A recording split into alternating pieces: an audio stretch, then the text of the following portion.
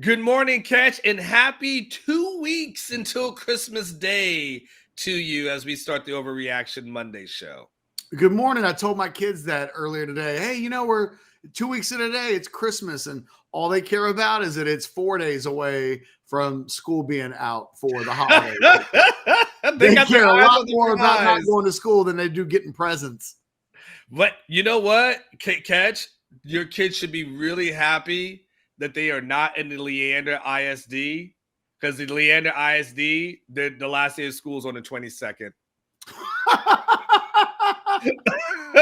it's man, brutal. my kids are already talking about play dates. Like, let's have kids come over like every day. Yeah, no, the 15th is when it's going down. Oh yeah, the 22nd. The 22nd is the last day. Good for you. That's an extra week of babysitting. That's all we think about, right? all the school calendar stuff is just more about like, when will you have my kids? It's all I care about. Yeah, I think they go back, Catch. I think they go back on like the 2nd or the 3rd, something crazy like that. They don't. The NISD, for whoever made that calendar wasn't thinking. But I guarantee you, when they start, that person, when they do it next year, won't do that again. I think my kids' 15th is the last day, and then I think they go back on the 3rd. Oh yeah. Our Leander ISD kids are getting screwed. I'm just gonna put that out there. So, Catch Overreaction Monday. RogueShop.com, one of our favorite sponsors, and all of our sponsors are really amazing, obviously. But obviously, people can use the promo code Orange Bloods. Catch, tell everybody about Rogue Shop for all their legal CBD, THC, gummies, salves, everything. Tell everybody why we love Rogue Shop. Let me tell you how much I love Rogue Shop. I need to charge my pen today. And I'm very disappointed that I haven't wake and bake this morning. Like, that's how much I love us some Rogue Shop. It was a long weekend, a lot of work. Even though we're going to work all day today, the kids are out of the house. It's a little bit of a woo-saw moment. Look, the bottom line is, I'm telling you, for Christmas, there's no better place to go than RogueShop.com. It's a perfect white elephant present. Oh my God. You want to see a present that people in the gift exchange you're trading for? Put some gummies into the equation, and it's on. The cartridges, the salves. There's a little something for everybody. I feel like my entire family is now partaking in the Rogue Shop in some capacity, whether it's to help their aching bones, whether it's to help them sleep at night, whether it is myself just wanting to take a little bit of the edge off. There's a little something for everybody. Go to the website, check it out. The bottom line, use that promo code Orange Bloods and hurry up. Get the order in today so that you can have it in time for the holidays, whether you want to give it as a gift, have it at a Christmas party, or just keep it yourself because the in-laws or the rest of the family drive you crazy and you need it for your own self. That's it. So, Catch, are you telling people like they work at Dell and like this weekend they're like, hey man, on Friday we're having the white elephant party, bring your Rogue Shop stuff to the Dell party? Fuck yes, that's exactly what I'm saying. or you can go to Specs Online too. Like, either, I would suggest both, but yeah, I mean, people exchange bottles of alcohol and wine at these things all the time. Why not exchange some legal edibles or something like that? Yes.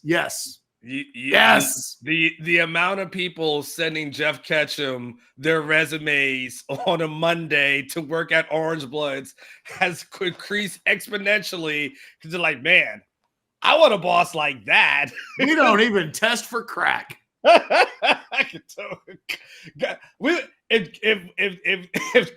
Catch wouldn't have a staff if he started testing for anything, man. Like, you would literally have no staff, and then you would have to fire yourself.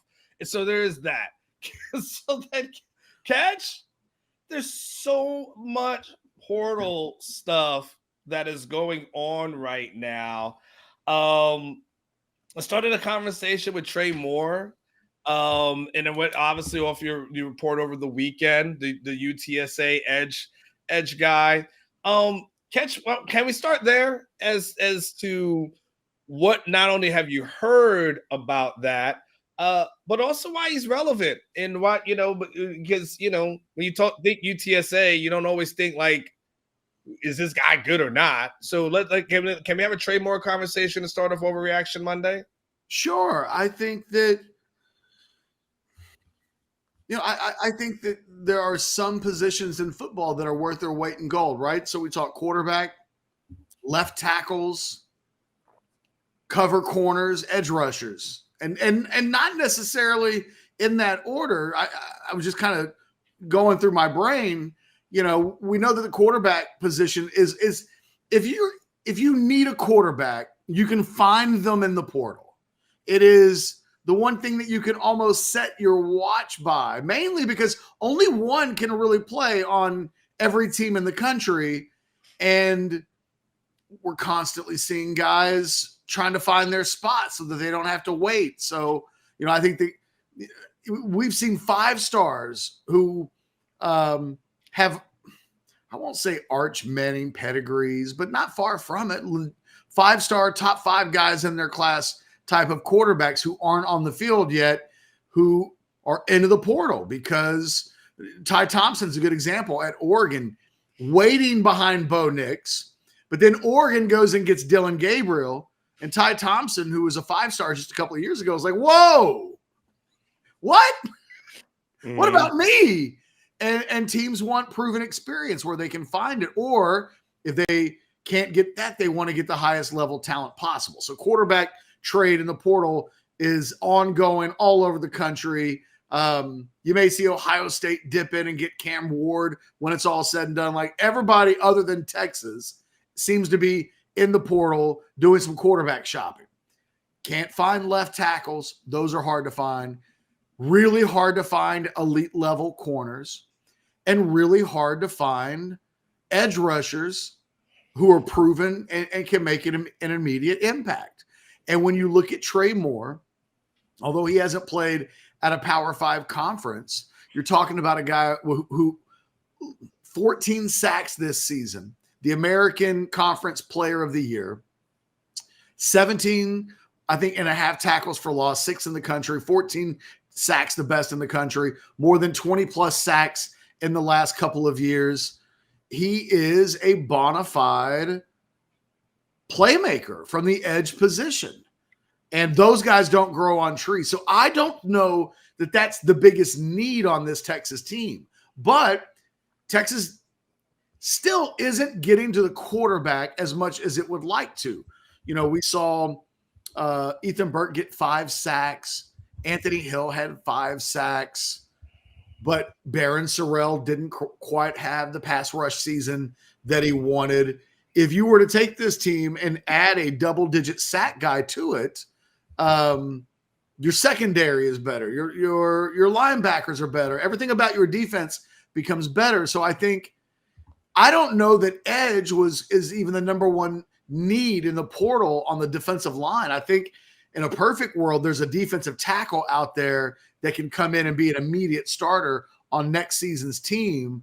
But they can't ignore the fact that Trey Moore is in the portal, that I think he wants to play for Texas, went to high school at Smithson Valley. This is kind of a dream come true opportunity for him. And I think it will likely happen. And I think one of the things the Longhorns probably wanted to do was make sure Colin Simmons knows this ain't about you. We think you are a starter potentially next season, day one, on one side of the field. But you know what? On passing downs, we'd love to get you and Trey Moore together on the field at the same time. And I think that's what this is about as much as anything else, getting as many playmakers as possible. And it is an acknowledgement that Barron Sorrell didn't get to the quarterback enough this season, although he had a solid year. Like, Barron Sorrell is going to play on Sundays, but on third downs, is he the best, one of the best rushers in the Big 12 going into the SEC? Probably not. Justice Finkley, I think you wouldn't say that about him. You're not saying that about Jamon Tapp either. So, it would be a hell of a luxury to be able to bring in a guy like that and it not be a dire need. But I think it will probably happen, and it wouldn't surprise me if it happens and gets done before the end of the week.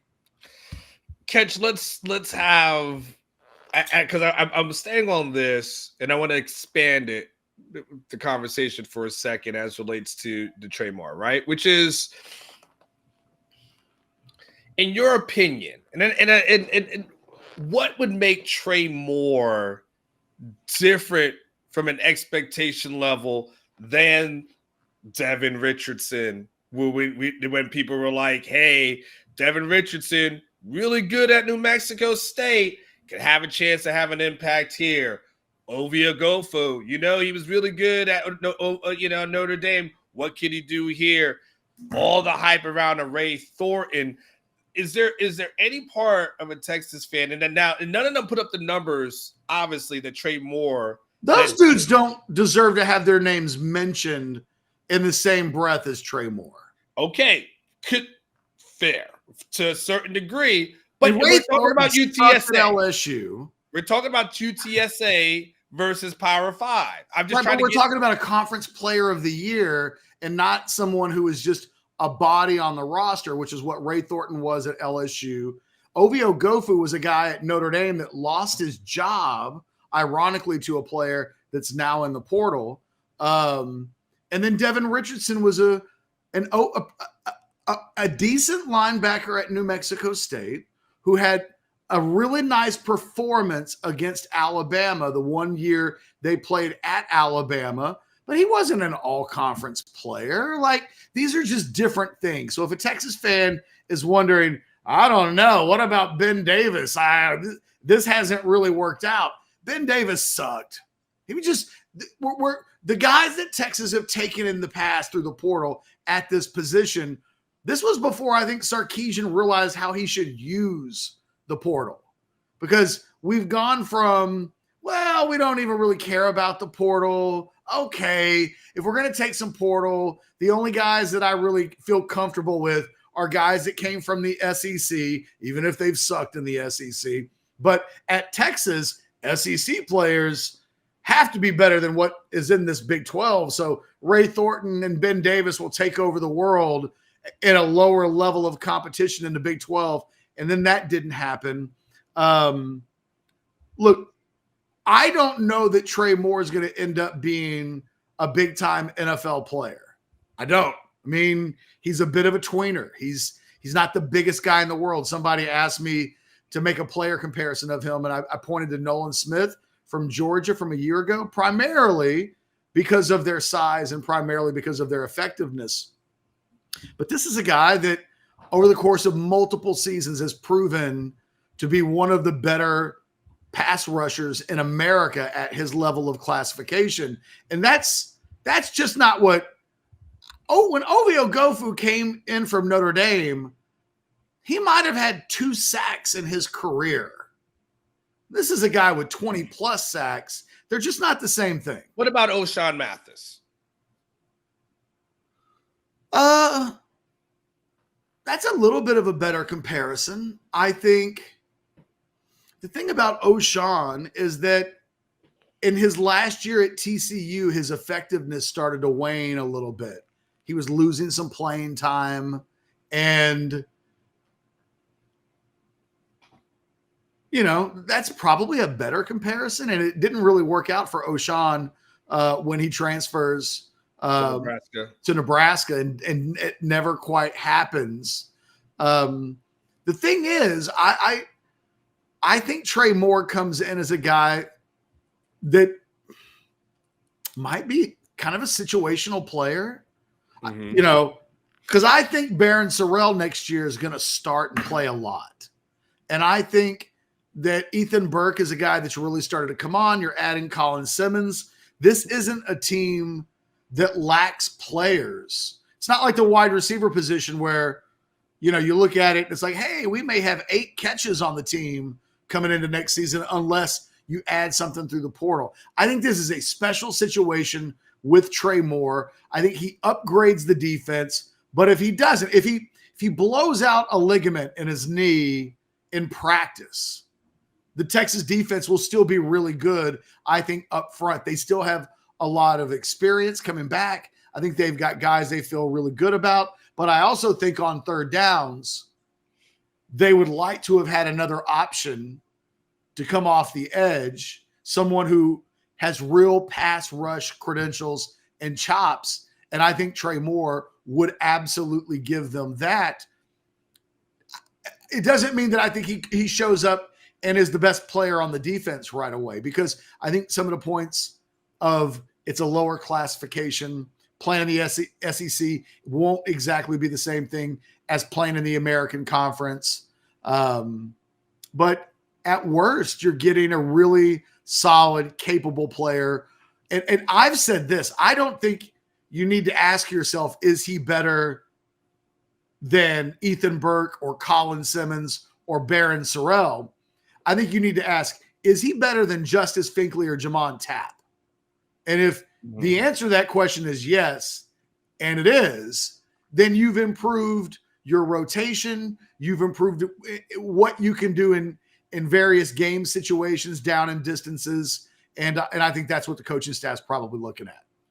Yeah. So what do you and think by the way, if he does take a visit this weekend, it might be to Ohio State.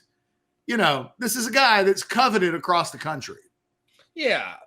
By the way, the questions aren't call outs, you know, it's just having the conversation about it, just because, you know, it felt like the O'Shawn might be the better, like, hey, everyone was hype on him. And then it was like, when it's all said and done. But what do you think they're selling him on, Catch? Like, do you think they're selling him on, hey, come in here and be a situational guy, knowing that we've already got the Colin Simmons here, we got Sorrell here, that kind of thing? Or do you think they're selling him on, hey, you can come in here and be the guy?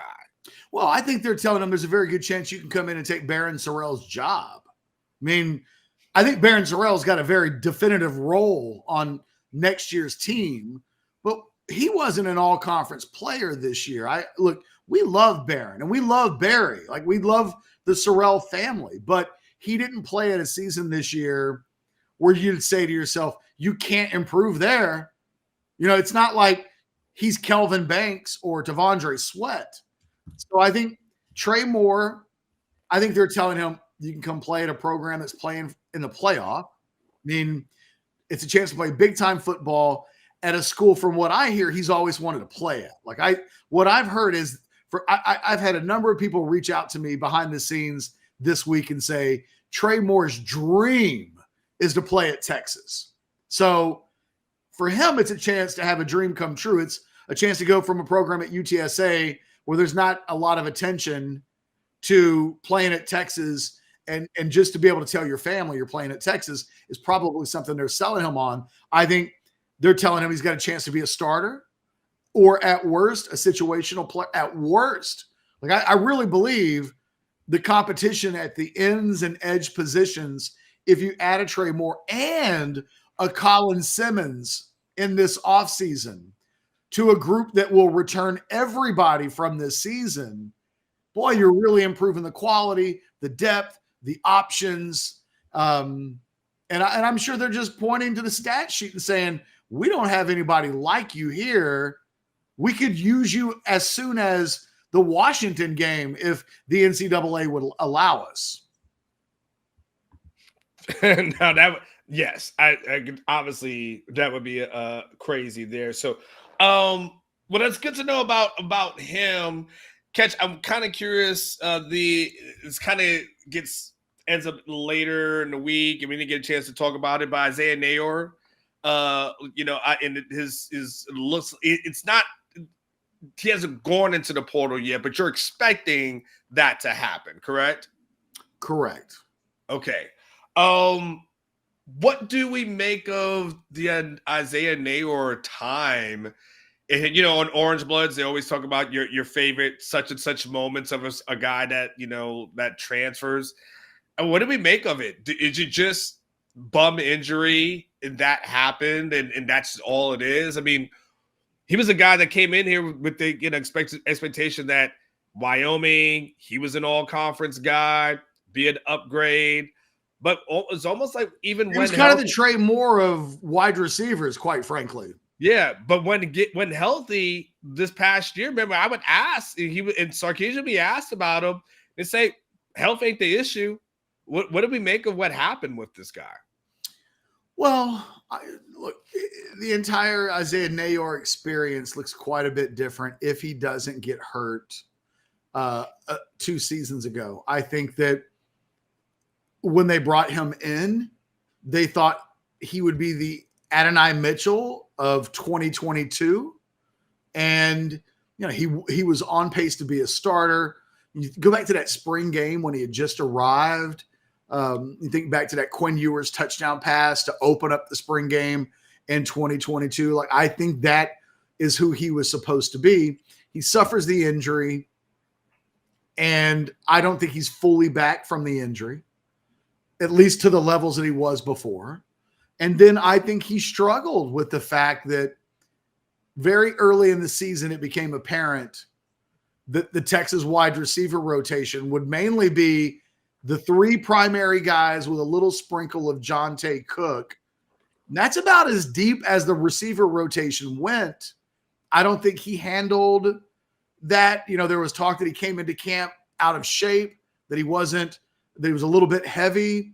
And I think in the end, it all just kind of went downhill for him. And, a fresh start maybe. I think he's a guy that needs a fresh start after the injuries. And I think after some of the stuff behind the scenes, I don't think he would have been a happy player this year. And yet, who's coming off the field for Isaiah Nayor this year? Adonai Mitchell? No. Xavier Worthy? No. So I can't look, I won't be, you and I had this conversation before. We would look at what Tom Herman and his staff did at the wide receiver rotations and scratch our heads. Like, why are the best players coming off of the field constantly? Why are the scrubs coming in? Why does this much level of rotation need to take place?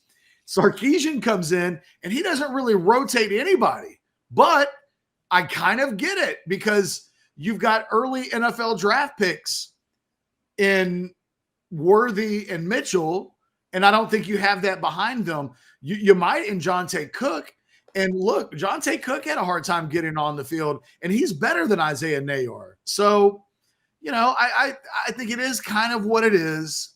I think that, Casey Kane probably had the same Isaiah Nayor experience. Like, I was the best receiver in the bowl game a year ago. I'm working hard. I think I'm pretty good. I know I can play at other schools. I'm not getting on the field at Texas. It just goes that way sometimes. And Texas was really good at wide receiver. And I think if they weren't, Isaiah Nayor might have a case for like, I'm not happy I'm not on the field. I think I should be playing. I don't know that anybody on the roster this year at that position can justifiably say that they deserved or warranted any snaps over the guys that actually played. And sometimes this happens. I think, if you're Texas behind the scenes, Isaiah Nayor did really well in NIL.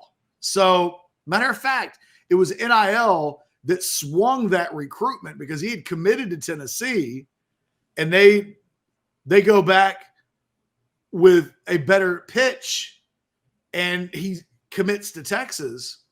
A, he probably regrets that now. B, Texas spent a lot of NIL money on Isaiah Nayor and got nothing in return for it. And from a investment standpoint, it's probably the worst NIL investment that Texas has made during the NIL era. Worse than Ajay Hall? Oh, he got more than Ajay Hall got. Oh. And quite honestly, Ajay Hall played more than he did.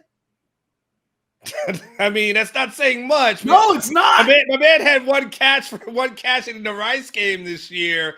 I mean, Ajay Hall had maybe a couple of catches. So that's what I'm saying. It was splitting hairs. One guy at least made it through the season. Ajay was kind of done at one point. From what I know of the situation, Isaiah Nayor made significantly more NIL money than Ajay Hall did. is this as I think of Nayor and I think of Trill, right? There is, and this I know it's a big picture conversation for a second, but there are more specific Texas things I want to get into. There is a danger though of when you are maybe even a smaller school guy like Isaiah Nair was, like Trey Moore is. If you decide you want to step up because you want to fulfill that dream that you've always had, like you got overlooked in recruiting, you always felt like you should have been a big dog somewhere else, and then you go to a program and you're balling out there, and you decide to enter the portal. There is that risk that, you know what, sometimes it's better to be the big fish in the small pond than to be that small fish in a big pond. I just look at some of these guys and I see there's a lot of risk as opposed to some of the reward that may or may not receive when they try to take a step up in the level of competition. I mean, there's no doubt about that, but there are success stories. I mean, Jared Verse comes from Albany, I think it was, with nowhere near quite the reputation that Trey Moore brings to the table as an edge rusher, and he's been sensational at Florida State in back-to-back seasons and will probably be a first-round draft pick and physically somewhat profile similar to Trey Moore. So I think that, you know, I think that the failures outweigh the success stories. But, you know, I mean, if you're one of these guys who own all the confidence in the world, you know, I don't know that you're going to be able to teach too much caution to them. I mean, there's no doubt about it that Moore will earn more NIL money at Texas than he would at UTSA. It's a better platform. I think, you know, a lot of these guys are thinking about the NFL and they're thinking about trying to improve their draft stock. And that's, you look at a guy like Jared Verse at Florida State. That's what that move will have done for him. It'll mean he went from playing at a level of classification where he might not have been getting much of an NFL sniff at all. And 2 years later, he's very much on the NFL radar. That's what it looks like when it goes well. You know, it's hard to point. You know, the thing is, we're so embedded into the Texas experience that we know the Texas examples best. But the reality is that transfers in the NIL all over the country have been taking place, and sometimes they work out really well and sometimes they don't. You know, if this guy's got NFL on the brain, then a move to Texas shouldn't stop him. And if it does, it means he was probably in over his skis when thinking about the NFL in the first place. Fair enough. Catch, I want to get into like one last one as far as coming in, and then I want to talk about some guys who may be leaving. Okay, what's the things that you've been able to get? Makuba from Clemson, Andrew Makuba. What's the latest on him? Because I felt like last week, Catch, it seemed like you blink and this guy is going to be at Texas. What are you sensing as far as his commitment to Texas or potential commitment to Texas might be? I mean, from what I can tell, if they can figure out the credits issues, he'll probably end up at Texas. I think that we've talked about this before, and not just in sports at Texas or football, but in other sports as well. It's much, much, much easier to get a guy in as a grad transfer or a really young player than it is to get a guy who's maybe a junior or, God forbid, a senior but not yet graduated. It's really a matter of credits and how many transfer over to Texas. Let me ask you, Anwar, let's say you were a linebacker at pick a school, any school in the country. South Florida, that's where you went to school. South Florida. Okay. Let's say you're at South Florida and you have 90 credits of college credit. Okay, 90 out of my 120. And you enter the portal, and Texas tells you, we'll only allow you, no matter who you are, up to 60. Because your last 60, if you're going to graduate from Texas, has to come from Texas. So if you've got 90 and you transfer to a school and they tell you that they are only going to take 60, no matter how bad you might want to play there, it might cause your foot to tap the brake. Yes, that's like a year. I mean, essentially, right? I mean, exactly. Yes, yeah. I mean, 90. I'm almost at 120. 60. I mean, I'm back. I'm a halfway starting point. I'm at the halfway point. The University of Texas on the academic side will say yes, but where you're going, this is Texas. It's one of the top universities in the world. These are our rules, and we don't typically break them for anybody. I think it's one of the things that everybody has to remember for all time with all transfers moving forward. And I have to admit, from year to year, I sometimes forget this myself. It's not as easy as guy makes transfer because the football program or the basketball program or the women's volleyball program want that player to come in. So timing is everything. Now, I think Makuba is still something that can happen, but it's not as cut and dry as, does he want to play football at Texas? Yes. Does Texas want him? Yes. Okay, well, there it is. It's done. These things are a little more or a lot more complicated than that type of process. And I'll be honest, like, look, okay, so if that kid can't go to Texas, okay, well, maybe let's just throw Ohio State in there. I don't know how many credits Ohio State will allow him to bring. One of the unique qualities of his situation is that he's an upperclassman, non-graduate who's looking to transfer, and every school that he might look at will have a different protocol with regards to the number of hours that they're allowed to bring in. And the better of an academic institution that a school is, the more complicated the number of, because the University of Texas is not going to let a kid bring in, let's say, like 115 hours of credits. He hadn't graduated yet from his old school. He's really close. You don't get to just bring in 115 hours from your other school, take 2 classes, and get a degree from the University of Texas. It just doesn't quite work that way. And I think with Makuba, the brake is being tapped slightly because there are some complications with regards to he's an upperclassman trying to come into a school, and credits and things like that are at the forefront of what they're trying to work out. So we're clear. 90 credits leaves you 1 year away from graduating from college. Like that it's 15 credit hours a semester, 2 semesters. Obviously, it's going to be spread out through a football season. Going to take summer classes, this and that. But we're just using standard, right? 15, that's 30. 30, 60, 90, 120, you graduate. So if you're at 90, you're basically saying, I'm a year away from graduating. If I'm back at 60, you literally put me a year behind. Imagine, like, I got my final year. I'm about to get this diploma. And they're like, nah, you got 2 more years. Like, well, even worse than that, if you're a fourth, he would be a senior at Texas, right? Because he played 3 seasons at Clemson. I don't even know if he's eligible. If he could only bring in, let's say, 60 hours, then he's not on course to graduate as a 4-year player.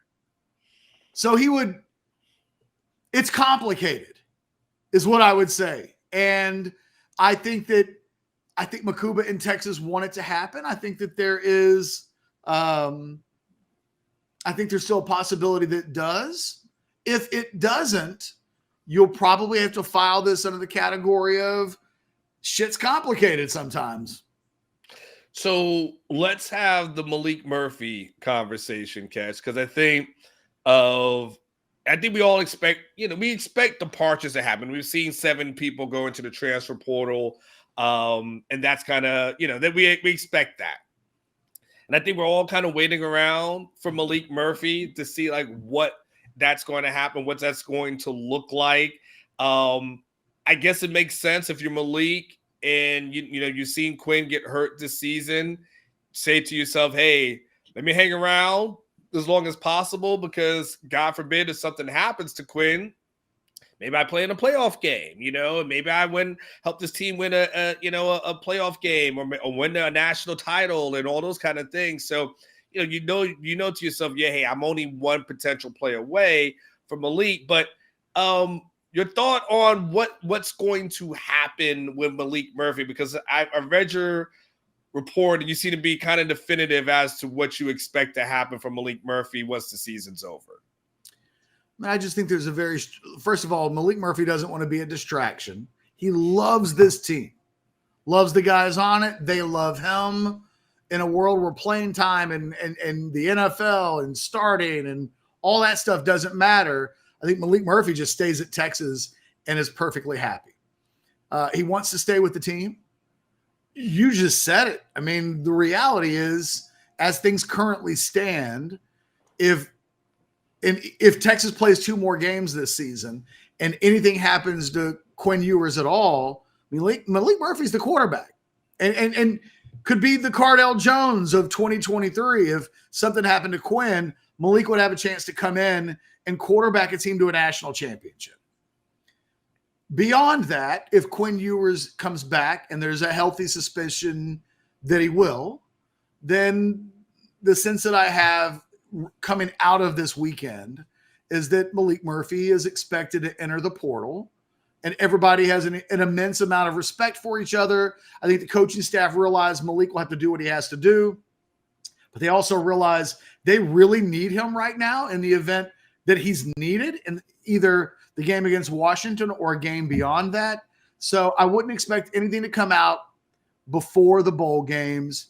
I would imagine that behind the scenes, Malik Murphy and his people are talking to people at other schools behind the scenes, because it wouldn't behoove him to let all of the musical chairs games at the quarterback position take place right now. And then in January, when it's all done, go, hey, everybody, here I am. Mm-hmm. And, well, we would have had an interest, but we couldn't wait. We didn't know. So, as Sarkisian referenced a couple of weeks ago, the game is the game, and he understands how it's played. And I think that there's so much respect for Malik Murphy that they'll be completely okay with how this will have to go. But they also, I think, and expect and know that they'll get, for the next couple of weeks, a very dialed in, focused Malik Murphy. And look, if anything happens to Quinn, he becomes the guy. If anything seriously happens to Quinn, I mean, I won't say anything. I won't even say a long-term injury that could happen. But let's say in the next 4 weeks, one of those really bad injuries happens. You'd really be frustrated with yourself if you were Malik Murphy and you went into the portal now, and then 3 weeks later, the entire scope of the Texas quarterback position changes. So I think he'll want to see it out, because what if someone asked me a buy or sell question and said, what if Quinn Ewers throws for 700 yards and 6 touchdowns in the next couple of weeks, the next couple of games, wins a national championship? Does he go pro? I'm hearing the expectation, and I think you are too, that he'll come back. But if that did happen, maybe things change. And if maybe things change, then I think Malik Murphy will want to at least stick around long enough to live out those scenarios. But barring something unforeseen like that happening, I think we'll see Malik Murphy on campus for a couple of more games. And I think next year's depth chart will be, Arch Manning in the number 2 spot. Yeah, I think even if Quinn had something like that was kind of an amazing stat, it's everything I get is it's still the amount of games that he's played in is the thing more so than the statistics. It's more about how many reps has he had and how many reps has he had in college, as opposed to what the numbers look like. So everything I get is the people behind the scenes want him to have more games, more in-game experience to be ready. Because if you don't have enough catch, and I say something for social media standouts. You can be a Bryce Young. You look at what Bryce Young looks like in the NFL right now. Horrible. It doesn't get this case to be made like he probably needed some more reps when it was all said and done. But Bryce Young, I don't think he's thrown a touchdown pass in like 3 games or something to that effect. So people around there, they look. You don't think Sarkisian points to that and says, "Hey, look, I won a Heisman, had some great numbers. How many reps did he have?" That will be something that they guys look at. But then I think it makes sense, all the sense in the world, in this business, right? Which is, hey, if you're Malik Murphy, you want to go out there and you finish it off. First and foremost, catch. Give me my ring. Like, can I say that? Like, give me my ring. Like, I ran in the summer. I was out there sweating and throwing up just like everybody else. Give me. All right. So first and foremost, I ain't going. So you got to give me that. And if I did enter the transfer portal like any of these other guys, you better damn sure I better have on January the 4th or January 10th in the mail everything every other player has. Like everything everyone on the team got, you better send it to me as well. I want the swag pack. I want the ring. I want the banners. I want all that kind of stuff. Send it to me. But as it relates to Malik, it seems like it makes all the sense in the world, just especially if Quinn's coming back. Well, who's the one person that says I'm okay with losing another year of eligibility to sit behind the starting quarterback? Well, just simple math. The only person that apply to is Malik. Yeah, just on the Bryce Young's thing for a moment, the young man signed like a $40 million deal. Okay. Fair to be paid. So there's that. Baker got paid. And included a $25 million signing bonus. If we're judging it simply off the moolah, sure. Baker Mayfield got paid, and he's on his third team. But the thing is, look, the situations between Bryce Young and C.J. Stroud aren't remarkably different. They're taken within a spot of each other. Carolina, I think the bigger conversation is Carolina looks like an absolute dumpster fire of an NFL franchise right now. How? Well, they hired Matt Rule. They've been a dumpster fire for a while. And I think Bryce Young is living with the consequences of sometimes who you get drafted by really impacts like the level of success that you may or may not be able to have. Yes. C.J. Stroud walks in with the Texans. He's playing better than Bryce Young. And look, that happens. Sometimes I like Bryce Young. Like when I've watched him play this year, I haven't thought he's incapable. I do think he's incapable of a certain amount of success with what he's surrounded by. I think right now, weirdly, the Texans look like they got the coach. D'Amico Ryans looks like they got a really good head coach. And I think they've done a little bit better job of putting better personnel around him.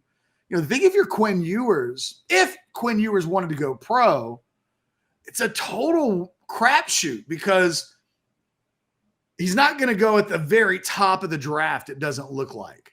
So if he were to come out this year, he's not going to go to the worst organization in football, but who knows where he might land in a world where he came out.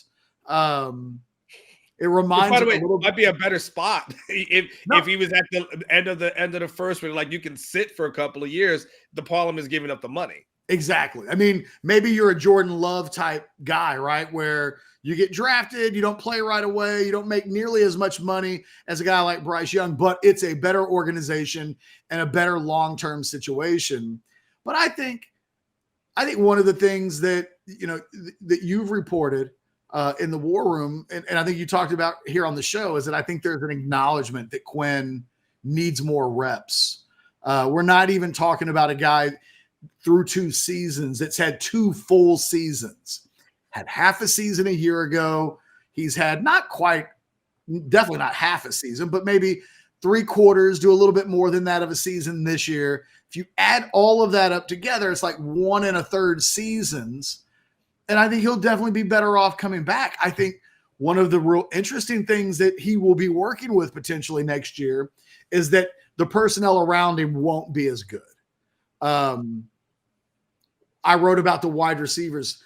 They are, if Worthy, Mitchell, and Whittington all go pro as expected, Texas, as things currently stand, without any more wide receiver talent and through the high school ranks or the portal, have 6 wide receivers with a combined 8 career catches scheduled to come back next year. You've got Cook.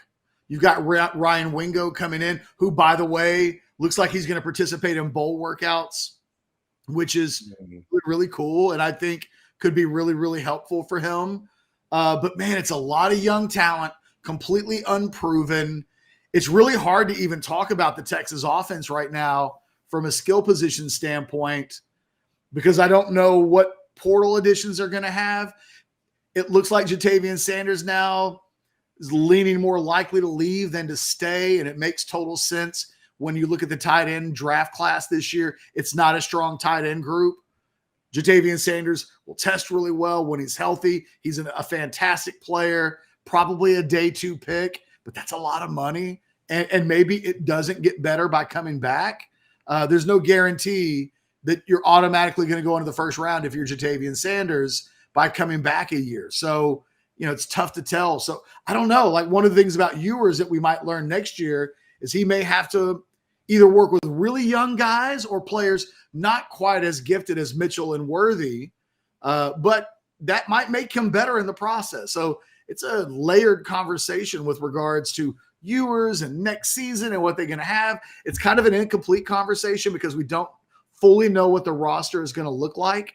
But obviously over the course of the next 30 to 45 days, all of this stuff will play out. It'll be really interesting to see what the personnel looks like when he comes back.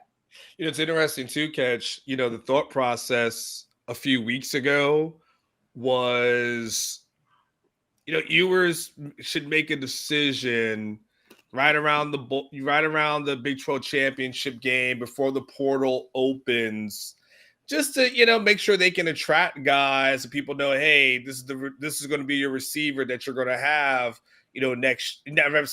receiver, quarterback that you're going to have next year or whatever the case may be.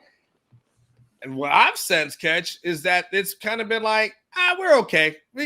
We're good as far as our recruiting pitch, our NIL stuff, like all that can wait. And hey, let's just see what happens over the course of the next few weeks. And to your point, what if he goes and balls out, so on and so forth. It seems like my sense is we'd love to have him back.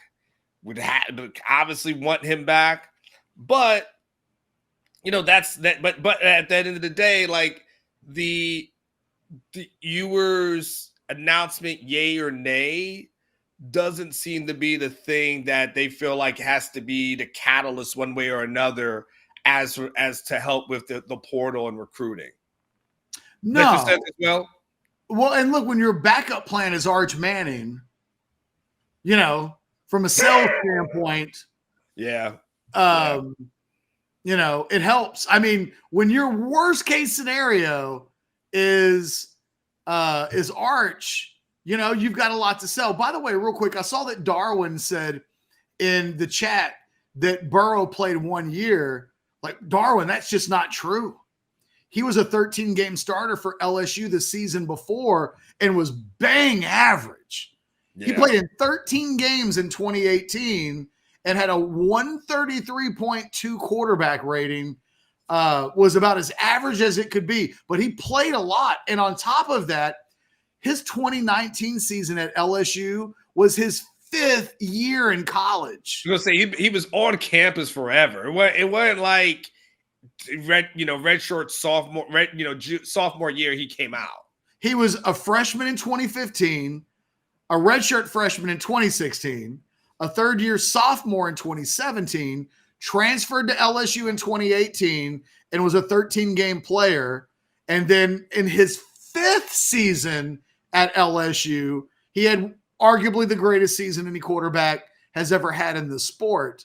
But, it's not apples to apples. That is not what Quinn Ewers is.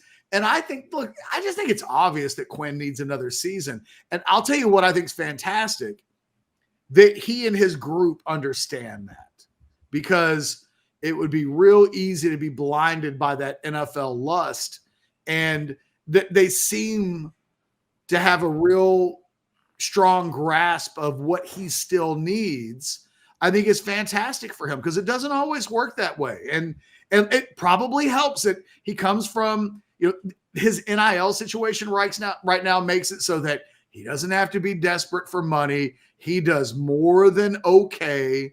And I think it really needs to be about competitively, where do you stand? I love the fact that they've got a clear grasp of that, because not every situation works out that way. And a lot of times when it's financially motivated, you end up making a somewhat short-sighted decision when it comes to, are you physically ready, mentally ready to go into the NFL, where it's a man's game?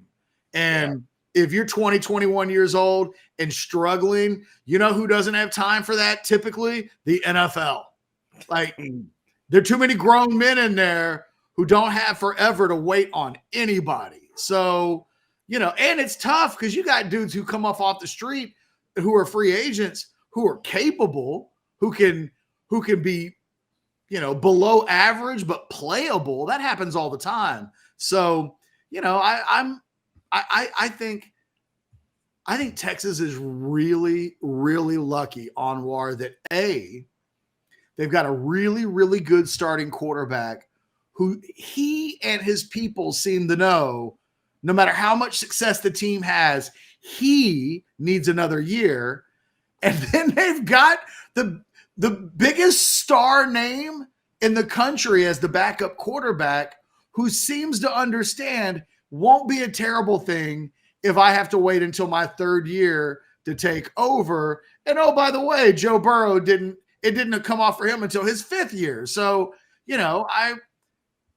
and by the way, we can't ignore that season that was a Heisman Trophy winning season. Like we're talking about like Quinn's season as a comparison. We're talking about a guy that went 15-0 and won a Heisman, as opposed to a guy Anwar, he threw 60 touchdowns that year.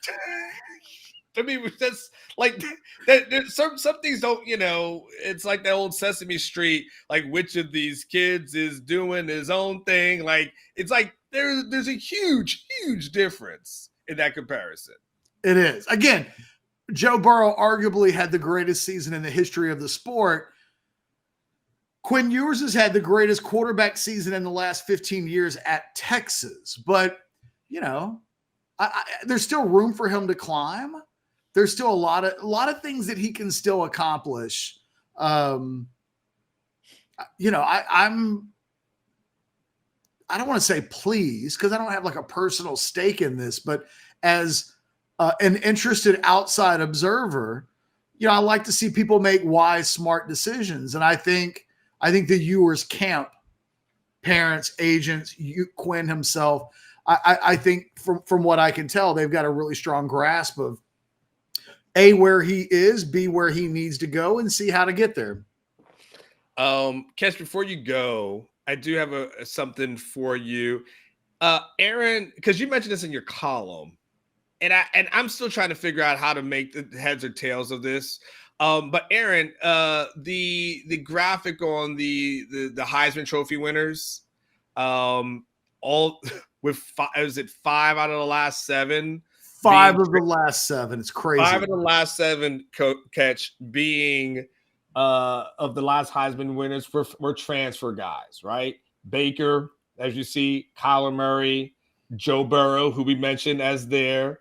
You've got Devontae Smith, Bryce Young, Caleb Williams. He follows his coach there, and Jaden Daniels. And Hellcatch, if Quinn Ewers is in the conversation next year, I mean, he can join that 6 out of the last 8 kind of list. As relates to that, Joe Burrow, Quinn Ewers, all kind of wrapped it up in one. Well, and look at this year. Who was second in the Heisman? Michael Penix, transfer. Yeah. Who was third? Bo Nix, transfer. I mean, like I said, the transfer portal has become the place where quarterbacks find their spots, schools find their quarterbacks. It's a very healthy place. It's the other positions that aren't anywhere near like what we see in the transfer portal with regards to the quarterback position. And ironically, Texas, for the success that Texas is having now, well, and they did it. I mean, yeah, Ewers is a transfer. So he is a transfer. He would join that list, you know? And I guess technically Malik Murphy could I guess. I don't see Casey Thompson or Cam Rising being on this list because they or Hudson. Well, gosh, that's a different story for a different day. But yeah, you mentioned it in your column, and it just, again, I was just thinking about, I mentioned it earlier. It's just, it's a fascinating stat that I just don't know how to wrap my head around at this moment. I don't either. It's mind-boggling, quite honestly, just how much move. But I think what it speaks to is think back to the offseason when you and I were having a conversation of who's going to be the starting quarterback in 2024. Now, forget about Quinn for a second, because we both, I think, thought Quinn was going to play and be gone, and then it was going to be a conversation about Malik and Arch Manning. And my position was, well, Arch will start because they're going to bring that guy in to sit, and he's not going to sit.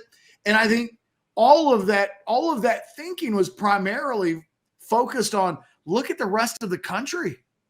I mean, if you're not playing by year 2 as a big-time college quarterback, you are in the portal. And I can't even say it's the wrong decision because all these dudes keep moving around. Think about Justin Fields at Georgia, where he was like, well, I don't want to sit behind another guy, so I'll go to Ohio State. It works out the way that it does. Arch Manning is a unicorn in several ways. But the idea that his people are patient enough to sit back and let all this chaos occur around them, and for them to kind of have the attitude of, we're good. It takes time. Look at Eli. Eli didn't hit the ground running, and his career turned out. There's a level of patience, focus, understanding, and ultimately success that they have that's different than everybody else around the country. And it may very well be that we'll watch that unfold with Arch, and we'll be able to say, in the last 20 years, the only guy who's ever been ranked as a 5-star and the number 1, number 2, number 3 player in the country and waited more than 2 seasons to take over as a starting quarterback would be Arch Manning. And where that, I think, to the typical quarterback or the typical quarterback family would be, oh, no, he didn't. Oh, no, I won't wait this long. Arch and his family don't look at that as some sort of scarlet letter that they should frown upon. They seem to be looking at it as, yeah, no, we get it. We understand, and we're okay with it. And they're okay with it at a time when no one else seems to be okay with it. It's a godsend if you're Steve Sarkisian, because you know what it's not? He's not having to do the thing that's happened at Oklahoma right now, which is Dylan Gabriel entered the portal, and everybody across the country that doesn't have a quarterback was saying, oh, I'll have some of that. First team all Big 12 this year. And Oklahoma is in a position where if he stayed, Jackson Arnold, who they think is their version of Arch Manning, 5-star, would have entered the portal. Yes. And it's a damned if you do, damned if you don't. They've got to go into the SEC next year, breaking in a quarterback with zero experience. And it's either that or he leaves. And that could be the position. Sark could be losing Malik and Arch in any other scenario where Arch Manning's last name is Arch Moore, Arch Smith, Arch Richardson, Arch Ketchum. That they could be, well, if we bring Quinn back for another year, we might lose Malik and Arch. Yeah. And suddenly Charles Wright is your backup quarterback next year, or Trey Owens, the true freshman. Sarkisian, in the greatest season of his life, doesn't have to worry about this awful quarterback predicament that he would be in if that kid's last name was anything other than Manning. Yeah, but you know what? What's crazy about it, Catch, is interesting. So last year, one of the things I say, a little bit of last year, early part of this year, one of the things I had reported on Orange Bloods is because, I did a lot of reporting on that situation was, this family was never going to be a family that was impatient. Like, no, you're right. The thing I reported one of the things I reported last year that I got from my sources was like, the Manning family feels like they've got 5 years. And so if it takes 5 years, so be it. They're never going to rush it. The hard part has been two things, Catch, in the offseason, which is one, people viewing the Manning family like they do, as you just said, every other family, and not understanding that. I get text messages about this every other day, Catch, from somebody that says, is Arch going to stay? Do you think he's going to be paid? It's like, if there's one family in the world who understands how to develop a quarterback, it's this one. And they're not necessarily looking to get a quarterback on the field just to have him play. Like, that's what everyone else does. I just want to play. They're saying, no, we want you to go and be great. And this is what it's going to take for you to be great. The second thing, though, Catch, that adds to it, and I've said this on my show before, and just being honest, the Arch Manning is clickbait for reporters. And reporters know if I put Arch Manning in a headline, everybody's going to click about it. Everybody's going to talk about it. The New York Post did it this weekend. What did they do? I've been in soccer, Dad. I missed theirs. It was like, it was an article that wasn't even about Arch. It was about quarterbacks in the portal, but they used a picture of Arch because Arch moves the needle. It is. And that's why you see people saying, what could be potential landing spots if Arch Manning decided to go in the portal? And then we get flooded with people saying, is Arch Manning going to the portal? It's like, no, somebody just decided they needed some clicks on the story.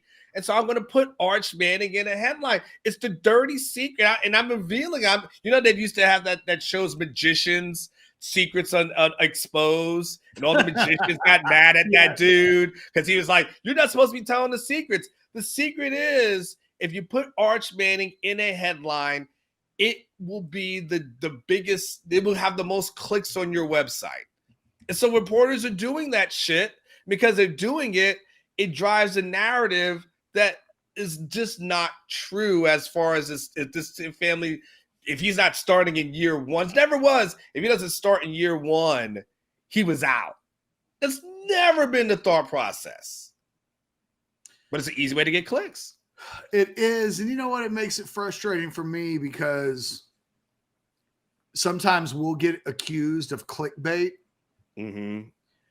But it's because we're surrounded in a world of clickbait. So I want to lash out and go, hey, man, look at our reputations. Like, we can be accused of a lot of things, but when are we accused of clickbait? And then I'll also say, well, literally the internet's designed for clickbait. Like, literally the way the internet works is you need to click on a link. Everything's a link. Everything needs to be clicked on.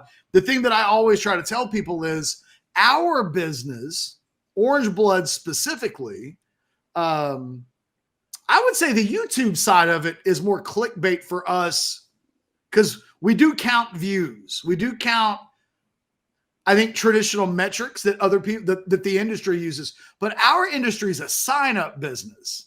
So, Anwar and I can have a conversation. And you know what? Like, Anwar can tell you right now, in the last 12 months, Anwar, how many conversations have you and I had about your articles and how we got to get more clicks on them, and let's think of some creative ways to get more clicks. Like, that's just not what we do, but we are surrounded by a ton of people that is what they do. And it's hard sometimes to tell people, yeah, but we're not like that, and have people believe us because the industry as a whole is very much designed that way. Well, yeah, it's like saying, well, not every cop is bad, and it's like, it's like, well, if people are like, I don't know, right? But the difference is, Catch, though. The difference is, Catch, it's like in that conversation of Arch, that there are things you want, so clicks, right? There's certain things you want to have in a headline that move the needle for search engine, things. That's fine. But when you say Arch and it's totally irrelevant to anything, it's completely disingenuous. It's totally like, it's, hey, here's who Anwar can marry, what celebrities Anwar can marry if they got divorced. And I just start listing a bunch of celebrities. You got Halle Berry on the front page. Like Halle Berry, Jennifer Lopez, Beyonce. Like, if these people got divorced, here's who I can marry. And it's like, no, like, if Arch goes into if no one's reporting he is going into a portal, like it was like the other week when these people reported, yeah, we're hearing that Arch is going to stay at Texas. It's like, well, you never reported he was considered leaving Texas. Like, but it's like, and it was like, it got a tons of clicks. And then it was like Arch made a response. So anyway, the huge thing is, as we put a ribbon and bow on it, I just want to continue to point out, when you see Arch stories, just know there are people who are desperate for clicks, desperate for attention. I want to be nice. It's a Monday, but they're doing it on purpose. That's all it is. That's all I'm going to say. All right. That's all I'm going to say. Catch. By the way, congratulations. You guys, people out there in YouTube world, you have no idea. Anwar has been, I don't want to be mean. You can say it. I'm not going to say that Anwar has acted like a bitch about fantasy football this year, but he's been kind of bitchy. Yeah. They're not the same two things, right? No. But Anwar has been like, I don't have a chance. This team, I don't want to play anymore. Fantasy football. And then this weekend, out of nowhere, he wins this is the last week of the regular season in fantasy football. He not only wins the most important game of the year that he has, but he scores the most points that he's scored all season long and wins $50 by having the most points scored in the league. Oh. And he's now a division champion by beating old Bill. Bill, are you out there? I know Bill's watching right now. Bill said it in the chat. His team choked and collapsed. It worries me that Bill will use language like that, because that means his team may end up winning the whole damn thing after likely he says, oh, I choked and I collapsed. But as it relates to right here in this moment, congratulations, Paper Boys. You're a division champion, and you did it when you didn't think a month ago you remotely had a chance. No, I think I started like 2-2 or something like that, and I was like, man, why do I even do this league? Like, I don't have fun, with it. Like, I'm just kind of over it, and I wasn't quite I felt good. It's weird. I felt good about my draft, Catch, but I've had guys on my team that have had injury issues. Like Breece Hall has had some issues. I had a Bijan Robinson less than 1 point thing, which I didn't think was humanly possible. Trevor Lawrence, I wasn't quite sure what that was going to look like going into this weekend. Rashad White had been pretty much nothing for most of the season. And then, I was just like, this team, I don't know. And it's just been coming into this weekend. Mel Kiper Band, one of the teams in our league, is 1-12, and their team has scored 1,568 points. You're going to win the division that Mel Kiper Band is in, and coming into this weekend, you'd scored 60 less points than he had. But you're in it, baby. No matter how you got in, I'm back in the tournament. What's crazy is you're going to face Alex in the first round of the playoffs. Oh gosh, Alex beat me earlier. But by the way, I do take pride in this though, Catch. Can I say this? I do take pride in this. We do play in a very competitive league that has a bunch of roster watch people in it. And so anytime you're able to get like the wins against those guys, it does feel kind of good. Like these are experts who sell their stuff. Can I tell you one dirty little secret? I have been using the past couple of years a website that's not Roster Watch that I feel like is really freaking good. And before going into the season, I didn't do a single mock draft. I just printed out what I needed to print out for this website, and it got all the information that I needed. And I just drafted what they recorded it, and I finished with, and then I went on division. I'm just gonna tell you that. I don't want to tell the roster watch people because I don't want them to be upset or like feel like I'm promoting something else. Well, they would point to the fact that you scored several hundred points fewer than their teams. Oh, Alex, it don't matter. You didn't use roster watch, and you scored 300 fewer points than I did. But what matters is the W's. Anwar got the W this weekend and scored a ton of points. I'm staggered by how you were the underdog coming in and you blew Bill out of the water. Congratulations, man. Thank you. I'm the one that's had the Slack conversations with you. And what's funny is I was trying to find a tight end earlier in the year, and I was like, hey, what do you want for Evan Ingram? Yeah. And Anwar was like, a warm body. I said no. I said a bag of M&Ms. Yeah, you were like, I don't want Evan Ingram. He ain't done nothing for me. And yesterday he scored 27 points for you. And what's crazy, we were going to trade, and I think what happened is you ended up making a trade before we had an opportunity to trade, and so I was like, all right, I guess I'm stuck with this guy. Well, because I traded for Dalton Schultz, who was kind of about the same, and I was like, I don't know what I can even do to make a trade because. But believe me, I was watching Evan Ingram yesterday and I was like, kind of wish we'd made that trade. I literally was like, I don't care. He sucks. He's done nothing. I was like, what do you want? What did it take? I was like, a bag of M&Ms. What do you want? I don't care about that guy. I've been bitter about fantasy football all year long. I've been happy, and I'm still. I mean, I know I'm going to face Alex, and I'll probably lose, but nonetheless, it is what it is. That's the kind of attitude that wins championships. I'll probably lose. I don't have a chance. And then it's like, what happened? I won all my games, and I won the league. Well, we'll see. That's not jinx it. It is what it is. So, but thanks, man. I appreciate it. I'll tell everybody my secrets. Secrets of being lazy and getting to the playoffs. With it's just how can you get more by doing less? Alma Richardson's fantasy football tips coming up soon. All right, guys, I gotta go. All right, go be great. Hey, Catch. Real quick, I don't know who said it.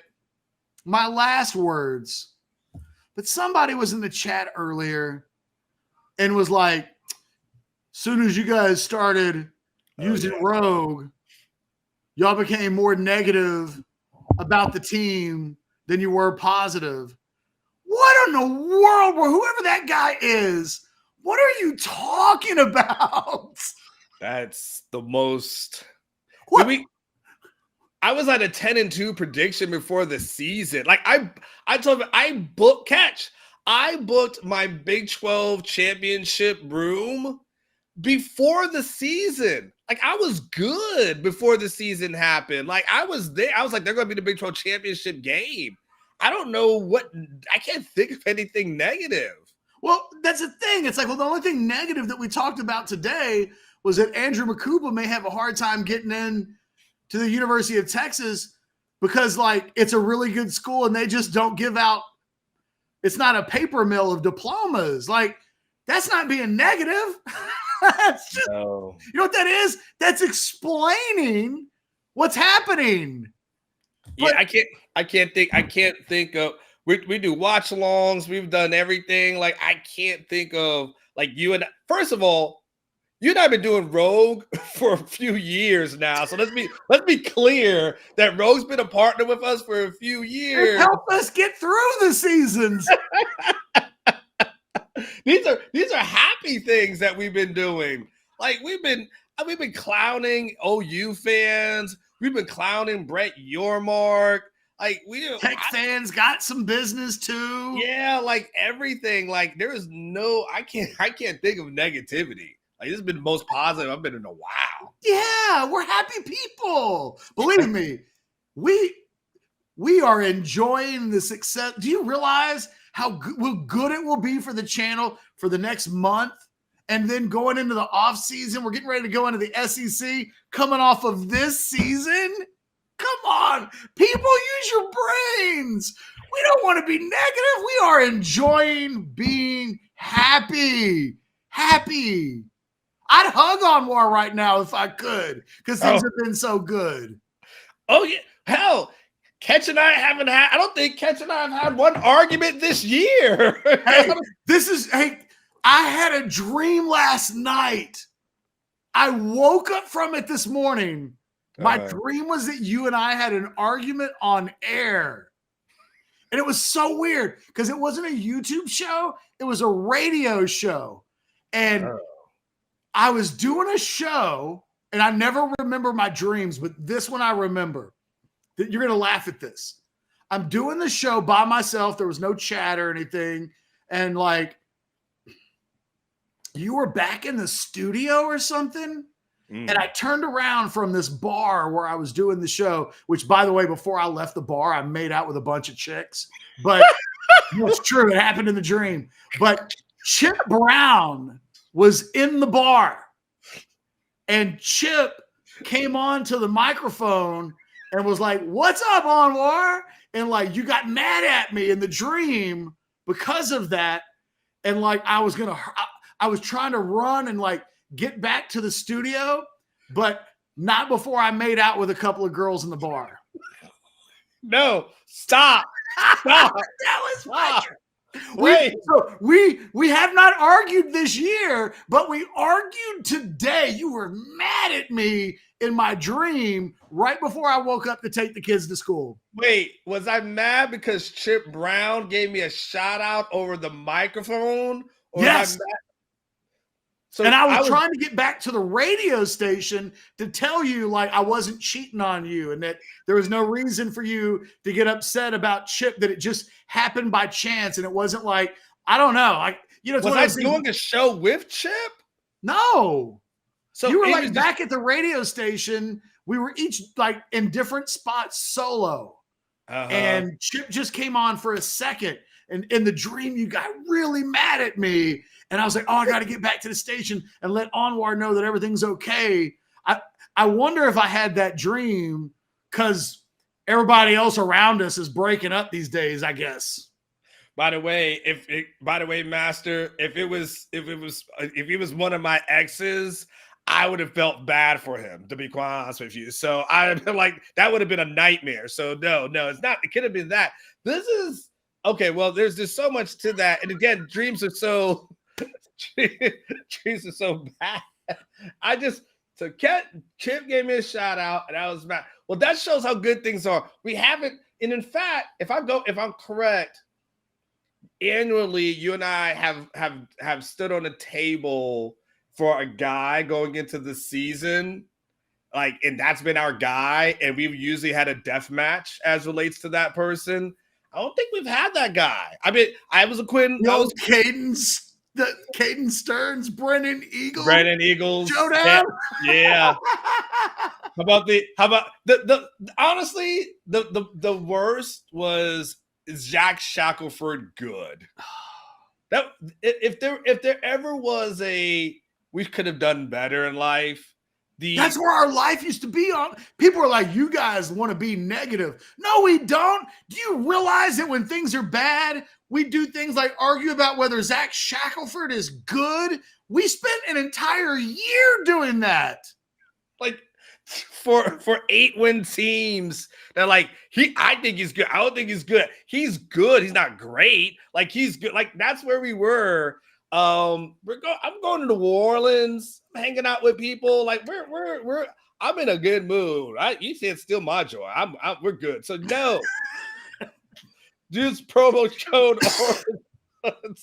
Wow. What an interesting dream you had, Catch. That's all I got to say. I think the girls that I made out with were vampires. I'm done. I'm done.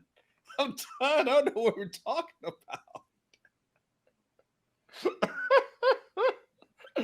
So, all right, Catch. I'm glad I can leave you with that. I don't even know where to. Goodbye, Catch. I don't know if Have a great rest of the day. I don't know where to go. Where to start. This is the most interesting dream. I don't know if I've gotten